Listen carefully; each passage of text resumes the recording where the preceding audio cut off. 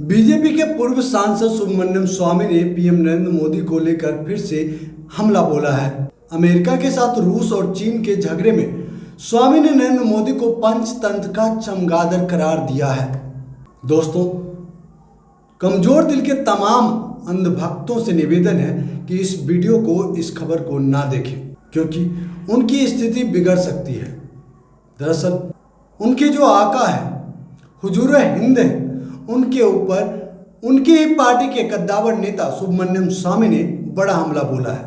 जी हाँ दोस्तों, सुब्रमण्यम स्वामी ने पीएम नरेंद्र मोदी को लेकर फिर से हमला किया है। अमेरिका के साथ रूस और चीन के झगड़े में स्वामी ने नरेंद्र मोदी को पंचतंत्र का चमगादड़ कह दिया।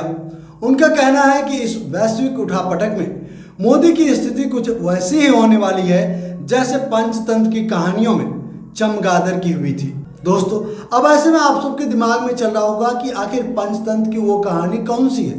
तो दोस्तों, आपको बता दें कि कहानी के मुताबिक जब पशुओं और पक्षियों की लड़ाई होती है तो चमगादड़ आखिरी लम्हे तक दोनों पर निगाह बनाए रखता है।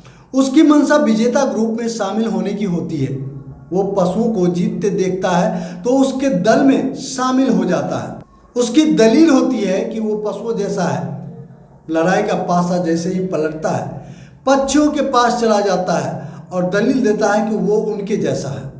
आखिर में लड़ाई खत्म होती है तो पशु और पक्षी दोनों ही उसे निशाने पर ले लेते हैं और फिर उसे सजा मिलती है पेड़ पर लटकने की। दरअसल सुब्रमण्यम स्वामी ने अपने ट्वीट रूपी हमले जो कि प्रधानमंत्री नरेंद्र मोदी पर उन्होंने किया है, उसमें इसी कहानी के चमगादड़ से प्रधानमंत्री नरेंद्र मोदी की तुलना की है। स्वामी ने अपने पोस्ट में लिखा कि Xi Jinping polit bureau group के सामने बेबस हो गए हैं। ये ग्रुप अमेरिका के साथ फिर से अपने रिश्ते को बेहतर करने की वकालत कर रहा है। यूक्रेन के युद्ध में रूस लगातार हार रहा है, लेकिन मोदी दोनों ही मोर्चों पर हार चुके हैं। उनका कहना है कि संयुक्त राष्ट्र सुरक्षा परिषद में अमेरिका रूस की जगह जापान को लाने का इच्छुक है।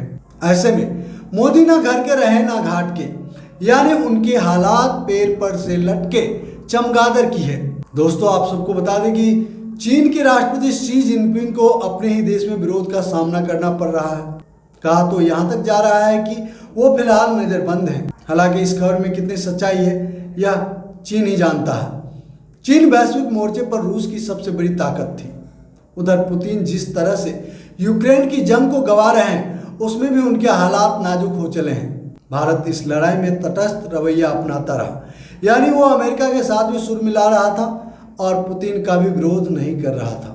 स्वामी की दलील है कि पुतिन और शी जिनपिंग के पतन के बाद मोदी की स्थिति पंचतंत्र के कहानी के चमगादड़ जैसी हो गई है। दोस्तों, यहाँ पर सुब्रमण्यम स्वामी ने अधूरी बातें कही। मोदी की हालात ना घर का ना घाट का या फिर पंचतंत्र के चमगादड़ के जैसे होने का कोई मतलब नहीं है। मतलब है जब मोदी का नाम अंतर्राष्ट्रीय लेवल पर लिया जाता है देश के नाम पर, क्योंकि वो एक देश को रिप्रेजेंट करते हैं, तो ऐसे में मोदी ना घर का ना घाट का नहीं होगा, बल्कि भारत की वैश्विक स्थिति ना घर के ना घाट के भैया वाला हो जाएगा।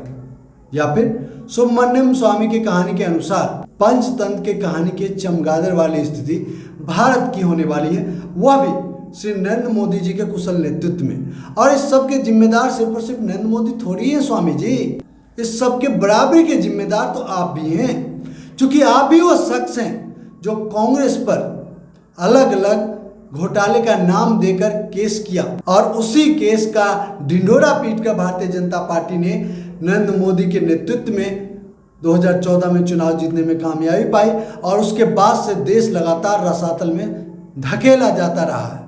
ऐसे में आप सिर्फ और सिर्फ नरेंद्र मोदी पर हमला करके अपनी गलतियों को नहीं छुपा सकते, क्योंकि नरेंद्र मोदी सिर्फ और सिर्फ इस देश का इस्तेमाल अपने मौज के लिए नहीं कर रहे हैं, बल्कि इस देश को बर्बाद कर रहे हैं अपने मित्रों के लिए भी, और उसकी भरपाई हमारा देश कई दशकों तक नहीं कर पाएगा।